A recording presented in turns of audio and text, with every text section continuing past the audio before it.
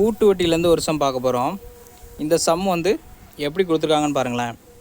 ஆண்டுக்கு 20% என்ற விகிதத்தில் 20,000 கூட்டு வட்டியில் அரையாண்டுக்கு கூட்டு வட்டியாக, அதாவது அரையாண்டுக்கு ஒரு முறை கணக்கிடுவாங்களா, அந்த மெத்தடில் முதலீடு செய்யப்படுகிறது. பிறகு 2 ஆண்டுகளுக்கு பிறகு வட்டி என்னவாக இருக்கும்? அரையாண்டுக்கு ஒரு முறை கூட்டு வட்டி கணக்கிடப்படுதுன்னு வைங்க. கொடுத்துருக்க பெர்சன்டேஜை 2ஆல் டிவைட் பண்ணணும், கொடுத்துருக்க வருஷத்தை 2ஆல் மல்டிப்ளை பண்ணணும். இதை பண்ணிங்கன்னா 10% வரும். 10%ங்கிறத 1/10 எழுதிக்கலாம். 1ங்கிறது காம்பவுண்ட் இன்ட்ரெஸ்ட், 10ங்கிறது பிரின்சிபல், 11ங்கிறது மொத்த தொகை. இது ரெண்டையும் கூட்டினா வரும். ஓகேங்களா? 4 ஆண்டுகளுக்கு.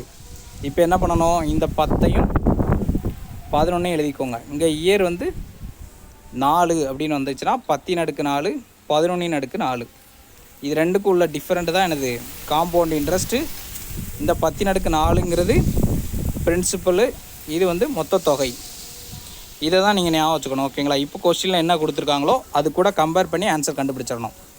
இப்போது முதல்ல இதை மல்டிப்ளை பண்ணிக்கோங்க. 10/4னா 10,000, 11/4னா எப்படி இருக்கும்? 121 × 121 போட்டால் என்ன வருமோ அதான் வரும்.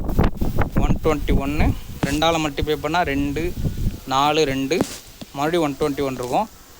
1 4 6 4 1 14,641.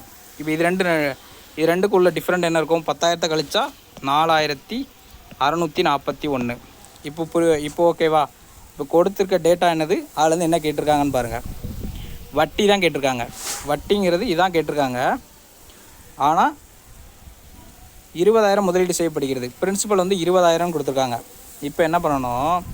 20,000 டிவைடட் பை, இங்கே என்ன இருக்குது? பிரின்சிபல் நம்ம 10/4 வச்சுருக்கோம். அப்போ 10,000 இருக்குமா? இன்ட்டு நமக்கு தேவை காம்பவுண்ட் இன்ட்ரெஸ்ட்டு. அப்போ இந்த காம்பவுண்ட் இன்ட்ரெஸ்ட்டால் மல்டிப்ளை பண்ணுவோம். 1 2 டைம் இருக்கும். 2 × 46 41 மல்டிப்ளை பண்ணிங்கன்னா 9,282 தான் ஆன்சர். தேங்க்யூ.